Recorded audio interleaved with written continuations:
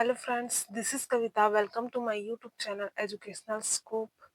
आज हम सीडीपी के कुछ इम्पोर्टेंट क्वेश्चंस के बारे में बात करेंगे। तो चलिए वीडियो की शुरुआत करते हैं। क्वेश्चन नंबर पहला है, विकास के किस क्षेत्र का संबंध बौद्धिक सामर्थ्य जैसे कि ध्यान, स्मृति, समस्या समाधान, कल्पना और रचना करने से है? सामाजिक क्षेत्र, संवेगात्मक क्षेत्र, संज्ञानात्मक क्षेत्र, शारीरिक क्षेत्र। तो आंसर है इसका संज्ञानात्मक क्षेत्र। संज्ञान का अर्थ है जानना या समझना, सोचने समझने विचार करने अर्थात बुद्धि से संबंधित समस्त क्रियाओं का संबंध संज्ञानात्मक क्षेत्र से है। अगला क्वेश्चन है, जन्म से किशोरावस्था तक बच्चों में विकास किस क्रम में होता है? अमूर्त मूर्त सांवेदिक, अमूर्त सांवेदिक मूर्त, मूर्त अमूर्त सांवेदिक, सांवेदिक मूर्त अमूर्त। आंसर है इसका सांवेदिक, मूर्त और अमूर्त। पहले बच्चा जो है उस कहते हैं संवेदीगामक अवस्था से गुजरता है, मतलब इंद्रिय गामक अवस्था, जो अपने इंद्रियों से हाथ। अगला क्वेश्चन है, शीर्षगामी सिद्धांत विकास के किस क्षेत्र पर लागू होता है? भाषा विकास, नैतिक विकास, संज्ञानात्मक विकास, गामक विकास। आंसर है इसका गामक विकास। शीर्षगामी सिद्धांत विकास के गामक विकास गामक विकास पर लागू होता है। गामक विकास मांसपेशियों से संबंधित होता है, जो शारीरिक गतिविधियों को नियंत्रित करता है। इसे मोटर डेवलपमेंट या क्रियात्मक विकास भी कहते हैं। अगला क्वेश्चन है, निम्नलिखित में से कौन सा कथन सही नहीं है? विकासगत प्रक्रिया है, विकास वृद्धि जीवन पर्यंत चलती है, वृद्धि विकास की प्रक्रिया का ही एक भाग है।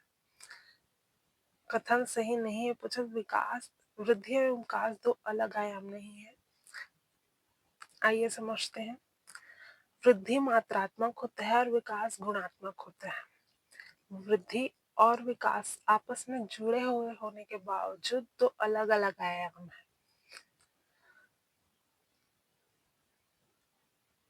वृद्धि विकास का ही एक भाग या घटक है, पर विकास एक व्यापक प्रक्रिया है जिसमें भावनात्मक, संज्ञानात्मक और सामाजिक सभी चीजें शामिल है। वृद्धि एक निश्चित समय तक चलती है और रुक जाती है, परंतु विकास जीवन पर्यंत चलता है। अगला क्वेश्चन है, विकास की गति एक व्यक्ति से दूसरे में भिन्न होती है, किंतु यह डैश नमूने का अनुगमन करती है।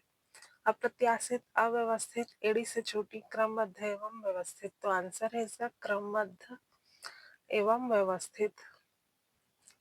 मतलब विकास की गति क्रमबद्ध चलती है, ऐसे अलग अलग नहीं चलती कि पहले बच्चा पहले चलना सीखेगा, फिर दौड़ना सीखेगा, सीधे दौड़ना नहीं सीख जाएगा।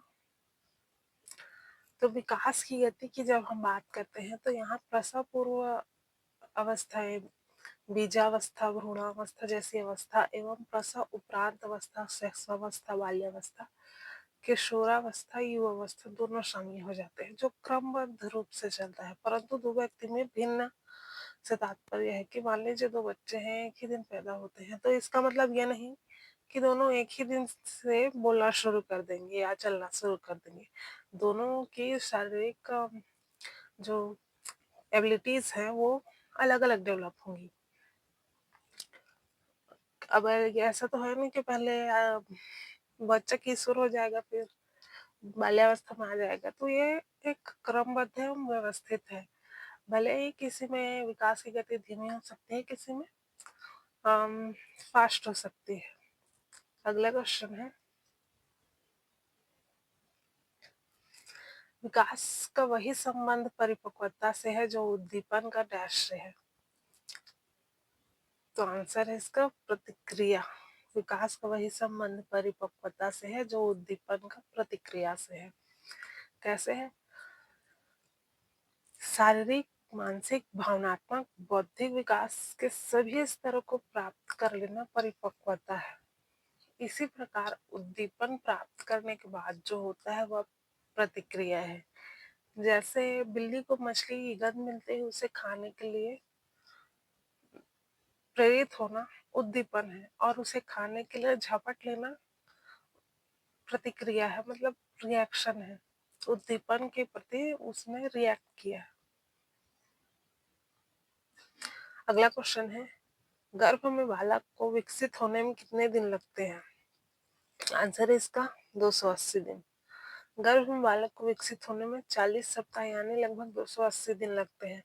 ऑप्शन में अगर 280 ना हो तो कहीं कहीं 270 या 72 भी दिया जाता है, तो आप 272 हो तो उसका आंसर लीजिएगा, 270 हो तो उसको आंसर लीजिएगा, परंतु सबसे उपयुक्त आंसर 280 दिन ही है। अगला क्वेश्चन देखते हैं, परिपक्वता का संबंध है रुचि, बुद्धि, सृजनात्मकता, विकास। आंसर है इसका विकास।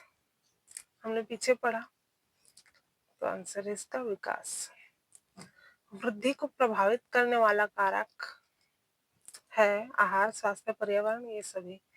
तो वृद्धि को ये सभी प्रभावित करते हैं, आहार भी, स्वास्थ्य, पर्यावरण।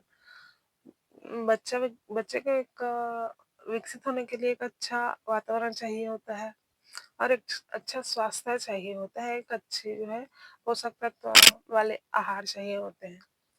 अगला क्वेश्चन, नर्सरी कक्षा शुरुआत करने के लिए कौन सी विषय वस्तु सबसे अच्छी है?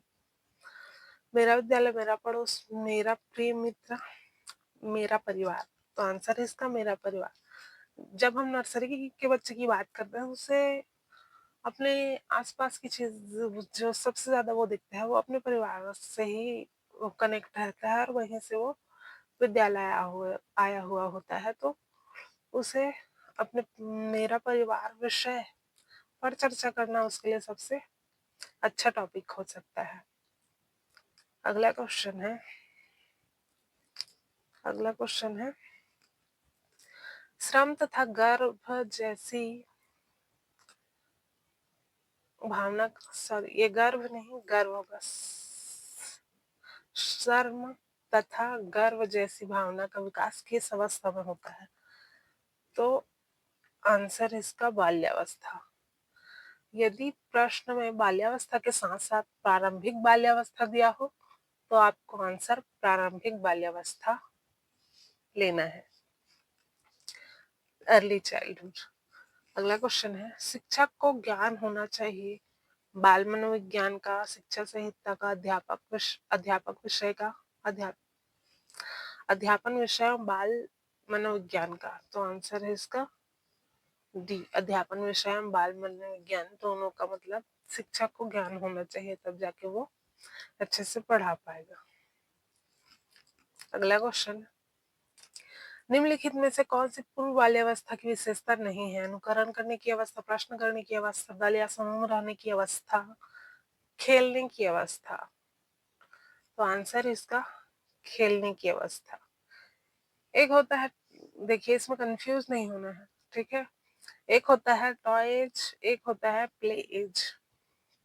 पूर्व बाल्यावस्था की विशेषता में टॉय एज सही है, चूंकि प्रश्न में नहीं है पूछा गया है, तो आंसर होगा प्ले एज, ठीक है। अगला क्वेश्चन, शैशवावस्था की मुख्य विशेषता क्या नहीं है? सीखने की प्रक्रिया में तीव्रता, जिज्ञासा की प्रवृत्ति, अनुकरण द्वारा सीखने की प्रवृत्ति, चिंतन प्रक्रिया। तो आंसर है इसका चिंतन प्रक्रिया। शैशवावस्था में बच्चा चिंतन तो नहीं करेगा, वो किसी की भी चीज बिना पूछे बिना मांगे से छीन लेगा, जो उसको मन रहेगा वो मुंह में डाल लेगा, वो चिंतन नहीं करेगा बच्चा शैशवावस्था में। अगला क्वेश्चन, व्यक्तिगत शिक्षार्थी एक दूसरे से डैश में भिन्न होते हैं? विकास के सामान्य क्षमता, विकास क्रम, वृद्धि एवं विकास के सिद्धांत, विकास की दर। तो व्यक्तिगत शिक्षार्थी एक दूसरे से विकास की दर में भिन्न होते हैं, मतलब किसी का विकास थोड़ा धीमी गति से चलता है, किसी का सही गति से चलता है, थोड़ा फास्ट भी चलता है। अगला क्वेश्चन है, निम्नलिखित में से किस स्तर में बच्चे अपने समकक्षी वर्ग के सक्रिय सदस्य बनते हैं? युवावस्था, प्राक बाल्यावस्था, बाल्यावस्था, किशोरावस्था। आंसर है किशोरावस्था। अगला क्वेश्चन,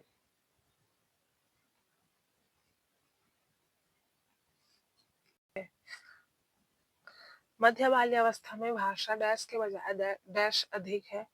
अहम केंद्रित, सामाजिक केंद्रित, सामाजिकृत, सामाजिकृत, अहम केंद्रित, जीववादी, सामाजिकृत, सामाजिकृत, अहम केंद्रित। तो आंसर है इसका सामाजिकृत और अहम केंद्रित। मध्य बाल्यावस्था में भाषा सामाजिकृत के बजाय अहम केंद्रित अधिक होते हैं। अगला क्वेश्चन है, विकास कभी न समाप्त होने वाली प्रक्रिया है या कथन विकास के किस सिद्धांत से संबंधित है? अंतःक्रिया का सिद्धांत, अंतर संबंध का सिद्धांत, एकीकरण का सिद्धांत, निरंतरता का सिद्धांत। आंसर है इसका निरंतरता का सिद्धांत। अगला क्वेश्चन, नवजात शिशु का भार होता है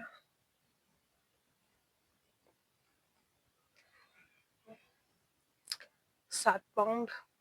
आंसर इसका 7 पाउंड।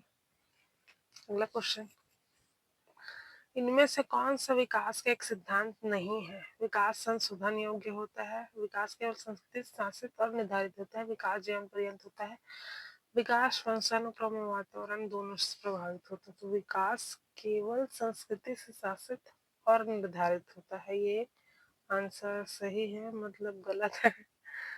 गलत ही, मतलब नहीं पूछा गया है तो यही सही है। आज के वीडियो में इतना ही, मिलते हैं अगले वीडियो में।